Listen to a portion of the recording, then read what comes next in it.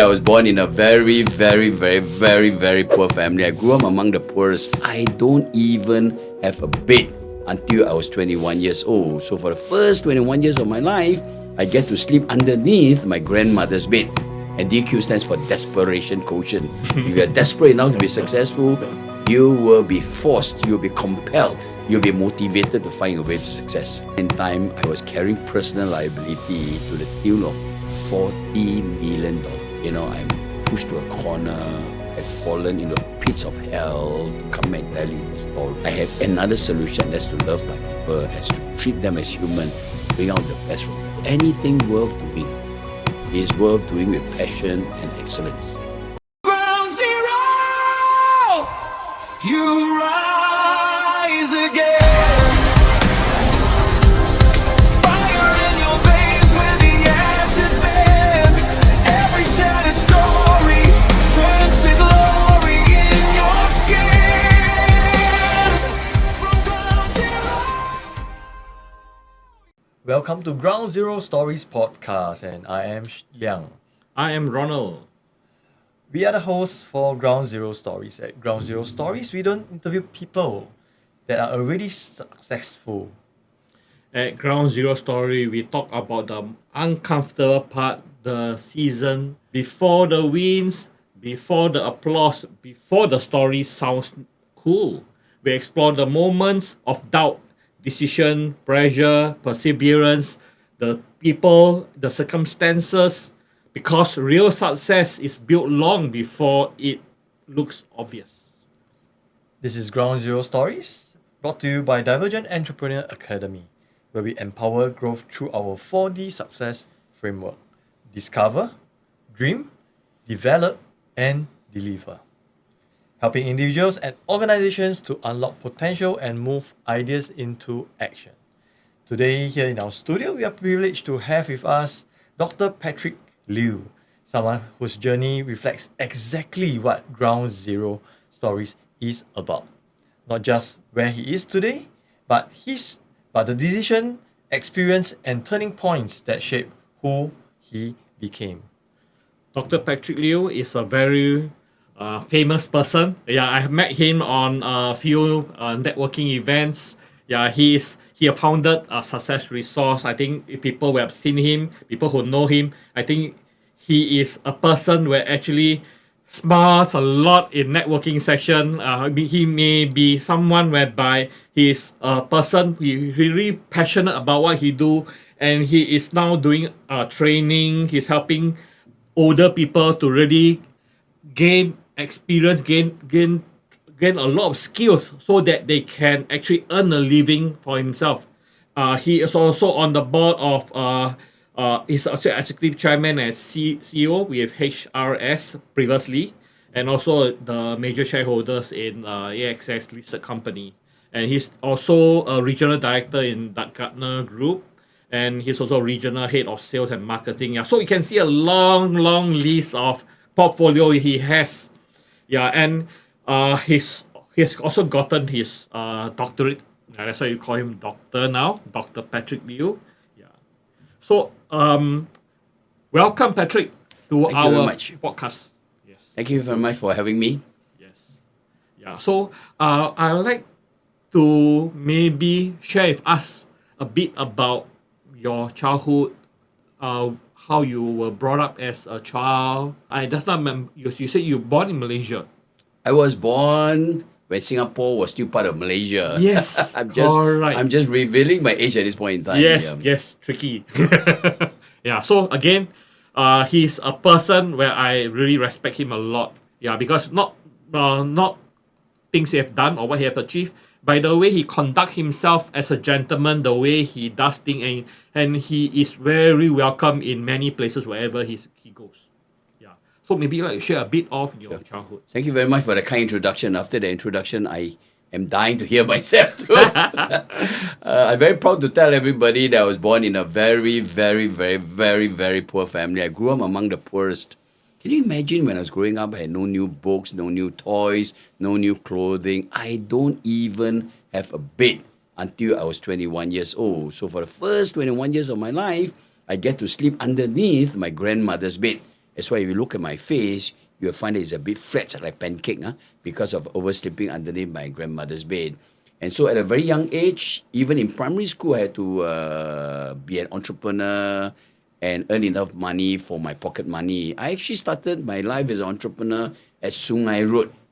I think most of you are too young to remember. market, right? That's right. It was a thief market. Yeah. But of course, there were honest entrepreneurs. Yes. I had little floor mats and selling jeans and T-shirts. And of course, those days, there were a few hundred young boys and girls selling exactly the same thing. But I like to believe that I'm one of the most successful. I did a few very interesting things. For example, everybody, can you imagine, everybody was screaming, jeans and T-shirt, jeans and T-shirt. And for some reason, I decided I need to have a brand, even though branding was not a big thing those days. So I came up with a brand called Côte d'Or. So when they were shouting, jeans and T-shirt, can you imagine I was selling Côte d'Or, and everybody came to see what's the difference, right? And an interesting thing I did many interesting things. I try to come up with new ideas every day, is that in a street market, there's no changing room. So it's very uncomfortable, even for men, let alone women, to change. So I always have a temporary changing room, and then the woman can change comfortably and conveniently. And then when they come out, I have this $6 million closing line. I would say, ma'am, you make my jeans really look beautiful. And I say it with total honesty, because even until today, I've never met a single person that I don't love. So I say this because in life, it's not about EQ. It's not just about EQ it's not about EQ or IQ. It's about what I call DQ. And DQ stands for Desperation Quotient. If you're desperate enough to be successful, you will be forced, you'll be compelled, you'll be motivated to find a way to success. Yeah, a lot of story. Actually, what resonates me is our desperation or even hunger. I think that's something very important in every entrepreneur. Yeah. So beside being hungry, what would also make a very good entrepreneur? I tell you what I think is really important that you don't seldom hear about this from any entrepreneurs or read it from any book, is trust. Trust currency is far, far more important than financial currency. And you think about it, why do people buy your products and services? Before they buy your products and services, they buy you. They have to trust you. If they don't trust you, they will never do business with you. But if they trust you, and better still, if they respect you, they will be more than willing to buy your product and services, finance you, and support you. And trust is something that you need to learn, you need to earn, and you need to practice, and you need to demonstrate, and you need to live it. For example, the first thing you need to develop is your character. People buy your character. And character is not something that you inherit just because you inherited it. Character is something you develop. It's about your values. It's not just about what you believe in. It's not about what you post on your social media. It's how you live your value. Because people will see you for what you do and not just what you say. And you live by your values, you overcome one of the biggest hurdles in entrepreneurship. Earn your trust. Don't betray somebody's trust on you. Always do the right thing, never do the wrong thing. And so in my company, all of us memorize 4 questions before we do anything. First question, is it legal? Second question, is it ethical? Third question, is it honorable? Fourth question is immoral. In other words, anything that's not legal, ethical, honorable, or moral, we will not do it. And we say it all the time. We say it to ourselves. We say it every day. We say it to all our customers. So they know that's the yardstick we hold ourselves. That's the yardstick we want them to hold us to. So they know they can trust us. Very interesting. He Yeah. mentioned about 4 things. But I have noticed when he started saying that, but he did not mention about profitability at all. Yeah, very interesting point. Yeah, so I have one theory on profitability in case you want to talk about it. Yeah. So we heard about the hunger, about being unique, and of course we heard about values and of course trust out of which these values. So how did you turn these key driving pillars or force that you have into a business or even a profitable one, and by what yardstick, like you said, do you think is profitable? Very good question. So in line with your question, what you said earlier on, I believe you don't make money by focusing on money. I repeat again, you don't make money by focusing on money. And we have seen many people like that, right? They come to you, you look at their face, you can see a money face, you look in their eyes, you can see the dollar sign. Let me ask you a very commonsensical question. Of course, commonsensical questions are not very common these days.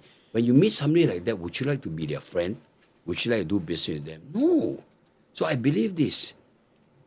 Making money is a byproduct of something that you do. It's called the law of precession or the sower's principle. What you sow is what you get. If you sow money, all you care about is money, what are you going to reap? I tell you what you're going to reap. You're going to reap unhappiness and greed. And that will repel people from you. So if you want to have money, then think of what you need to do so that people will be happy to give you the money. And not only happy to give you money, but give it to you on a sustainable basis. So I always tell people it's about value. What value are you adding to the people around you? Not just your customer. I hate people who just take care of the customer, never take care of anybody else. So the value must be, how do you value add to the people around you, to the environment around you, not just your customer. And to me, the highest value is an important value that nobody talk about these days. It's my tan jiak, what they call it, my signature dish. So if you need to know, you need to ask me. Okay, so I'm asking you now. Oh, there is a seminar for you coming up. And I've just appointed Ground Zero to promote my latest seminar. Basically, I tell people the highest value is love. You think about it, love is the most powerful force in work and in life. But we are barely scratching the surface of using love in the workplace, let alone in our life. If your customer know that you genuinely love them, how will they respond to you? You know, I tell you a real story. Some years ago, I brought my team to Bangkok, lock up the room, and we decided to spend one whole evening talking about life and their workplace. Everybody complains about their boss, their former bosses, their colleagues, and the latest report shows that 8 out of 10 Singaporean workers are not happy. Why? Because there's no more love in the workplace. It's all about money. It's about greed, right? And that's why when we came back, just to let you know, if I may just promote, if you look at my company, GEX, if you can see the E, if somebody can zoom in E, actually our E is the Chinese character for love. Sing. 月亮代表我的心. So today we have seen a hidden code inside inside. And then if you connect all my business card, if you see my business card, if you can zoom in, can you see the part of a heart in Chinese is connected to the other card? And if you have another card, and then it connects back to heart again. That means we believe that we want to build a company with love, with a heart, and we connect all our hearts together, and we're going to serve our customer with our hearts. We're going to serve the people and the environment around us with a heart, and that's called love. Wow, beautiful. Now I saw something that's decoded in the name card. It's a secret code. Wow, okay, today that's why I was looking. Yeah, what is that design by the side? Does it mean something?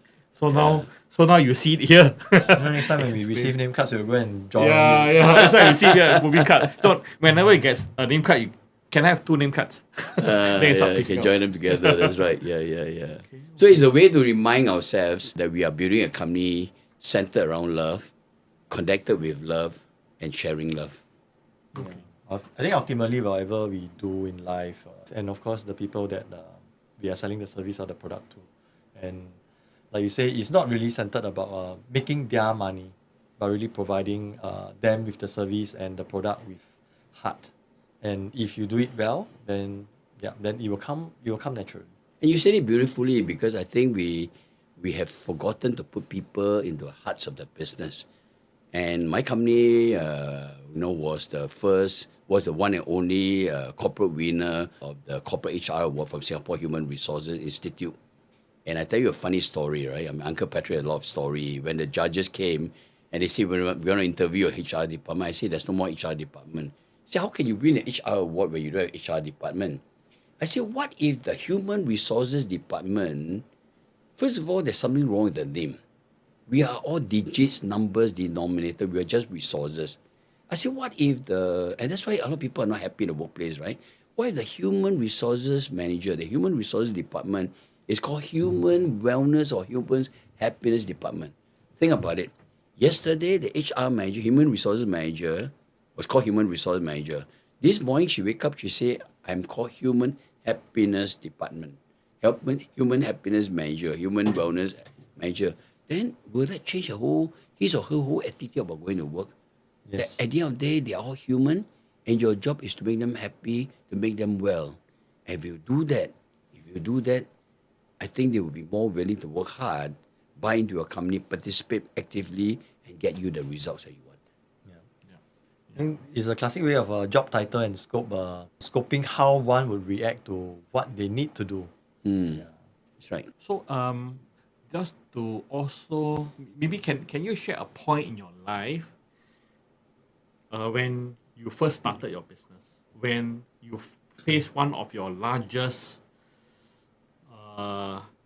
problem that you face, or biggest challenge that Or setbacks. a major setback in your business, whereby it come to a point that hurts you so badly, really come to a point whereby you almost want to give up, and at what point how you find yourself back up again?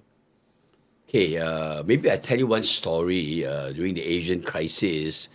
During the Asian crisis, the economy collapsed. The whole property market really crashed. And every day when we opened the door, we were losing money to a tune of thousands and thousands and thousands of dollars. And not only were we losing money, people were literally running away because the rumor going around is that our company is going to close shop. So can you imagine the first guy telling the second guy, you better leave the company because at the end of the month, the company may not have money to pay for your salary, for all your claims. And of course, by the time the second person tells the third person, the fourth person to the last person is like, Patrick is the son of Mr. S.A. Tan, S.A. Tan, S-A-T-A-N, right? Satan, right? And he's going to take everything away, roll his sampan, and then disappear in the real island. But the worst thing is that I realized we were losing money to the tune of millions and millions and millions and millions and millions. Can I borrow your finger also? Would you like to know? Would you like to know how many millions of dollars I lost? At one point in time, I was carrying personal liability to the tune of $40 million. $40,000,000. I don't know whether you have problem before. I felt like, I'm pushed to a corner. I've fallen into pits of hell to come and tell you this story. I was going through a half-death situation. When the Chinese want to hate you, they don't curse you to death. They curse you to half-death. Half-death means chusen putra, chus puru. And one day I came to the end of the road and I thought that, my life is not worth living. And I went on my knees and I screamed from the bottom of my heart, to somebody up there. I said, please help me. Please help me. And that's when, I connected all the dots. And that's when I felt somebody was telling me, treat human as human. Bring out the best from them. Help them to live a meaningful, exciting, and fulfilling life. And then I was told, go and love your people. And it's very funny, right? I have financial problem, but I didn't have a financial solution. I have another solution, and that's to love my people, as to treat them as human, to bring out the best from them. So long story short, I went and activated love. So I created a love-based management system. I turned my office into like a living room, like literally a lifestyle office. I had many interesting things and started to love our people. And I don't know how to explain to you, but I felt like a miracle happened because the molecules and the atoms in my whole office literally was transforming throughout, right in front of my eyes. And a long story short, I've got people who come and say, I love your culture. I love the way you work together. I want to do business with you. And then the people who left thought that we would die. We didn't die. We were doing very well. And they all came back. Every guy that left to join my competitor came back with other people from my competitor's office. And you probably know that on record, on the Singapore Board of Record, I own Singapore's largest real estate agency. At one point, we were hitting like almost 16 to 20,000 people in my office alone. We're so shy to tell people how many people that we have, and so we managed to clear all of that. And then shortly after that, we became the first real estate company to be listed on Singapore Stock Exchange. So that experience reinforced within me that we all have to invest in our people's life. Great organization depends on great leaders and great teamwork. If If we understand this, then we are on our way to success. You mentioned that you did something in the room, that molecule and atom collided. So what are the things that you have done in the room? Basically, when I was told to love my people, to bring out the best from them, then my whole business model changed. So basically, it was going to work, showing love to our people, caring for them, turning our office into a lifestyle office. We bought billiard table, we had games, we had good food, and then we started to have training. We started to help our people to develop themselves to a point where we say we want to develop you until you can even run your own company. And then you can even start my office to compete with me. That's how serious we were. And we make sure that we all, do things to help each other. Let me give you an example. One of the things that we used to do in my current office is we used to have what is called a happiness team. So every department will send a representative to form a happiness team. And then for the next 3 months, their job is to do anything and everything to make all of us happy. And everybody love it, right? Who doesn't want to be happy, right? And then they will think every day they must think of new ways to make us happy. Then the following 3 months, another set of people, set of representative will come and try to make us happier than what the previous team has done for the last 3 months.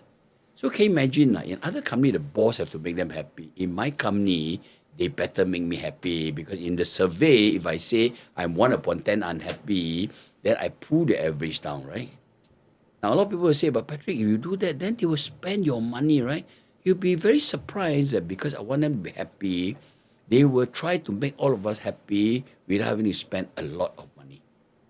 And I can go on telling you many, many stories of how this was achieved, because they know we care for them and they care for the company. And when we love them, they don't only love the company, they love our customers at the same time. And that's why we won the Customer Service Excellence Award. It seems like the kind of energy, the molecules was brought out of the room, and their energy and molecules collided with your clients, and that sparked off to better relationship between you and your team, and then your team with your clients. Yeah. So when we start to love the people, the whole atmosphere change. I cannot even explain to you. When people come to office, they say, I feel something interesting in this office, something strange. It's like your whole ambience is different. The molecules and the atoms are different. And that's why I said just now that love is one of the most powerful, if not the most powerful force. If you inject love into your company, the whole atmosphere will change. And then they will also in turn love your company, and then they will love your customer at the same time. That's why if you Google, for example, one of my companies called AGX Academy, right? And you read, we consistently have 5-star review. We never pay a single cent for it. And then they write love stories. When people pay for it, they only press a 5-star. But when you see they write long love letter, they put a photograph of their experience, their time in our company, and then they write about how their life was different, how we've touched their life and changed their life. These are genuine testimony. All the money in the world will not be able to get somebody to tell you their past, their present, and their future, basically. Why? It's all because of love. Why? Because the ambience in my office is very different from the normal ambience of an office. I mean, that is also a period about financial crisis, and when market was bad, and that caused you to be going to 40 million in liability. So like you mentioned, when trust is very important. So in these periods, when trust is lower, and that there were speculations about, potentially you not being able to pay for the stuff and stuff like that. So how did then you give, or how did then your team give or gave your clients the trust, or in addition to trust and the love, what else do you think was your secret formula to keep them coming back to you and trust you? We implement 4 key strategy. If you may allow me, I will use the computer as a metaphor. The first key strategy is called hardware.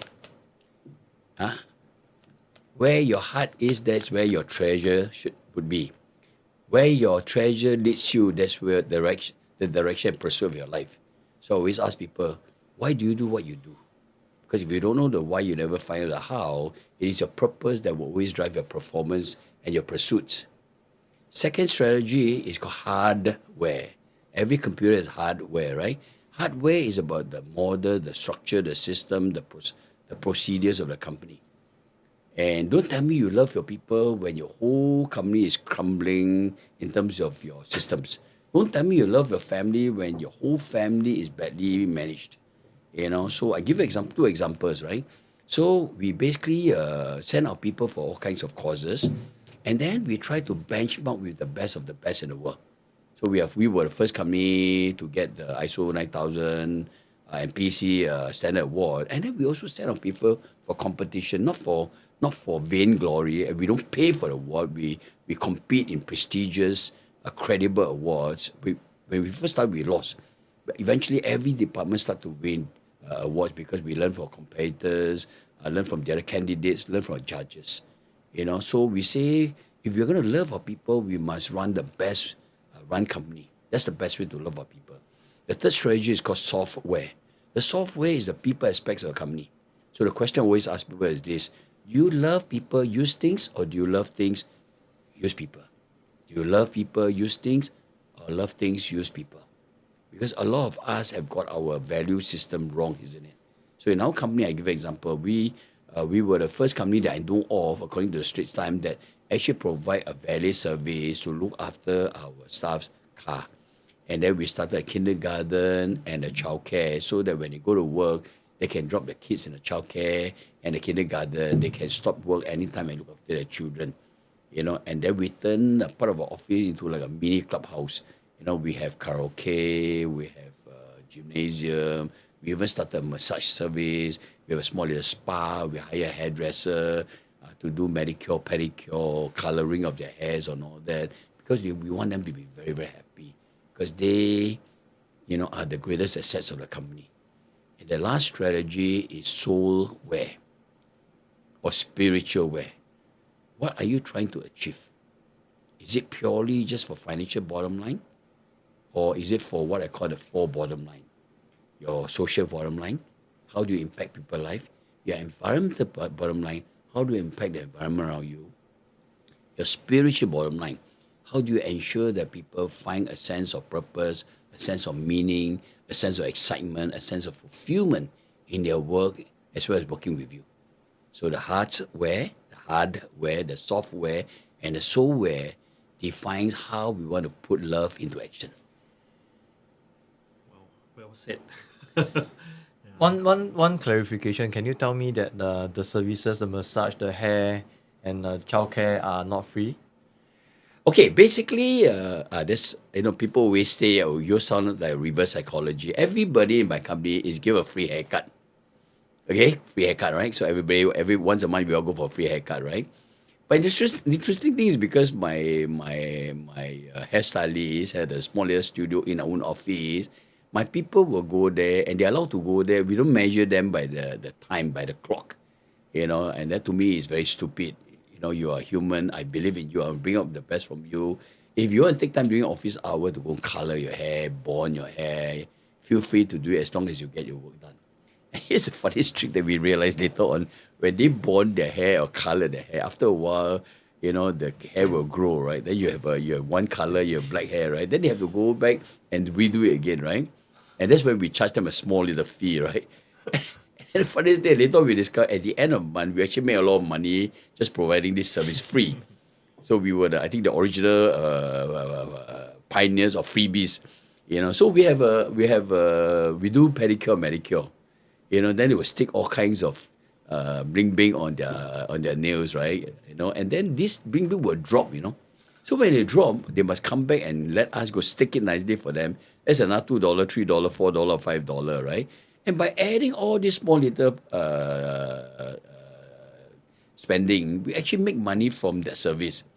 So it's very interesting that we were giving them the best of life, helping them be happy. But in turn, we actually make money from there. So let's come back to, what I was telling you, the precessionary effect, right? By loving them, we actually make money from there. Not that we want to make money. We still do better than most companies. But in the end, they also bring their family members, they bring their customers to enjoy the services that we have. Yeah, because I was about to say, where's the sign up link for your recruitment? And the other thing is that we don't have a job interview, by the way. Oh, Yeah, I don't believe. so it's by through referral or? Yeah, that's right.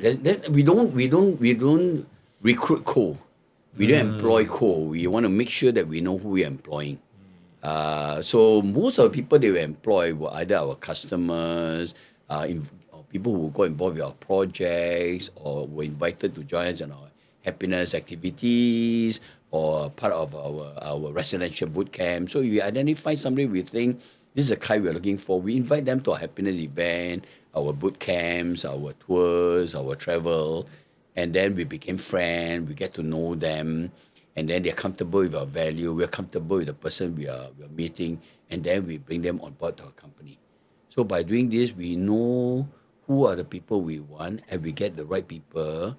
We don't depend on job interview and CV. And you and I know, with great consultant like Ronald, after a few meetings with him, they will all write beautiful CV and then give a perfect answer to all the questions. He produced all the best leaders in the world. Whereas we want to make sure that we get the right people that have the right fit to organization. Thanks for rejecting me subtly. I think that was, I can't afford you. I can give you a lot of love. but I think that's a very wise strategy in recruitment. Yeah, and yeah. So I'd like to hear your views. Like, we're hearing a lot from a lot of so-called gurus in the market, whereby they are saying maybe like market is like this year will be very bad. Yeah, and also yeah, we both can celebrate because we are looking at the same pie, and we know that usually downturn are the best time to make money sometimes. Yeah. So it's knowing how and knowing what to do then.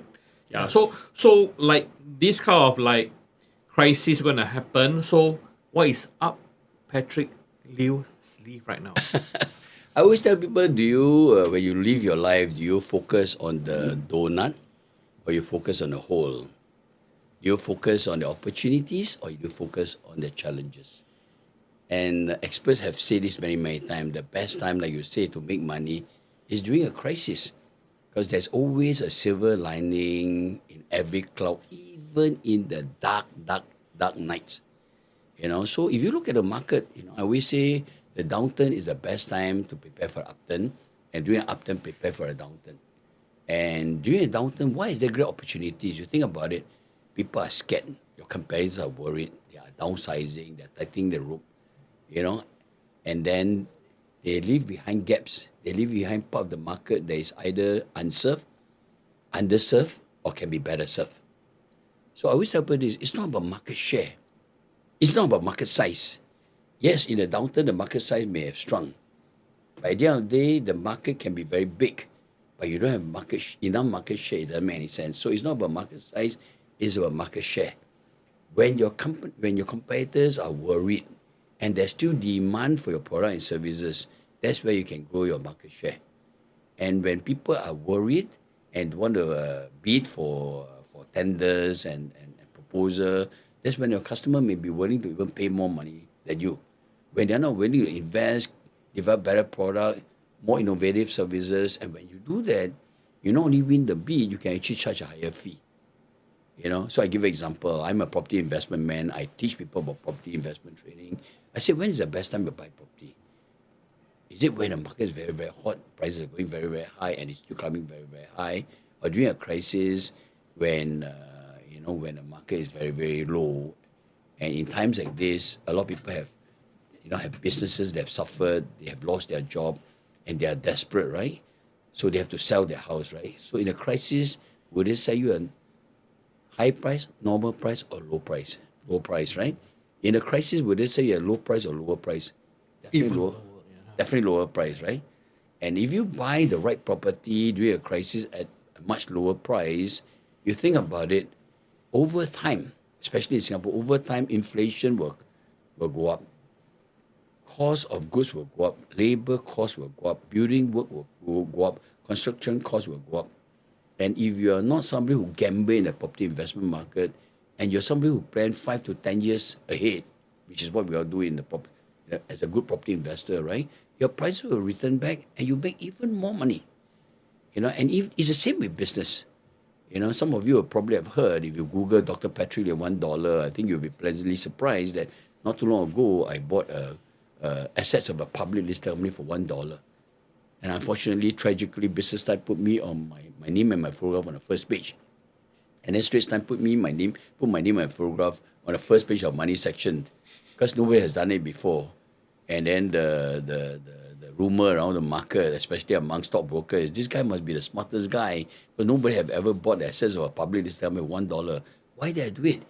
If there was no crisis, if the company was not going to challenges, and if the owner of the company don't want to go to court and face different challenges, they say, if I go to court, win or lose, it affects my branding. And I told them, it's okay, I will bear it for you. My face is only worth $1. Give me everything for $1. I'll go to court case, I'll solve it for you. In case you need to know, there was a $1 billion court case, and the biggest shareholder, didn't want to go to court because it affects his branding, right? And the funny story goes like this, right? I go to my lawyer and say, what if I lose the case? What if I win the case? Say you pay me $400,000 for legal fees. I said, what if I lose the case? Oh, it can add up to millions. I went to their party and said, what if I plead guilty? And they told me, well, pay us $74,000, we'll close the file. What do you think I'll do? Yeah. I went on my knees, kissed their face, said, I'm guilty. Yeah, and that's it. End the game already. Yeah, end the game. And of course, the next day, the journalists call me out and say they want a statement. I say, what if I don't give you a statement? They say, we'll manufacture our own statement. So I say, quote me correctly, yeah. According to Dr. Patrick Liew, a shareholder of XYZ company, we have pleaded guilty, but we will definitely do everything possible to improve the company, improve our results, right? But please mention the word shareholder, because I was a shareholder. And until today, people say, were you the one who caused $1 billion company? I say, anything that happened before I take over a company, I cannot be guilty, right? If I take over a company, anything happened, I'm responsible, right? And as a shareholder company, just like you buy a share of OCBC, you're a shareholder, but you're not a chairman of OCBC. You're not a CEO, you're not an executive, you're not an employee. You can't do anything. I'm just a shareholder. I happen to be, tasked to be the spokesman for the company, basically. But whichever way it is, I literally became famous, and it was bad news in some way, but it turned out to be very, very good in the long term. Yeah. So I tell you story because to let you know that it will never happen during a good time. Yeah. And this happened because it was a bad time, because the company was going through multiple challenges. That's why there's this opportunity. Correct. So even in cases whereby when the public or anybody see it negatively, but when you see it, you saw opportunity. You saw there is still opportunity to really seize it and really make full use of it, rather than to run away from it. That's right. Yeah. So again, in entrepreneurship, it's always like this. Always looking at gaps, opportunity, then to really take advantage of it. We land for you nicely, land on a table. You still don't take it. Then you always keep complaining, say you got no opportunity, no chance, nothing. But things are given there. You never seize it. Yeah. So in your entire entrepreneurship, right? Are there a lot of opportunity presenting to you most of the time? Definitely. A lot, right? I always tell people this. Every day when I leave my house, I can see money pouring down from heaven. Everywhere I go, I can see money all over the street. And I joke with them. I say, you either see it or you don't see it. Yes. Why do I say this? Because I want to share with them something very, very crucially important. Most people don't know.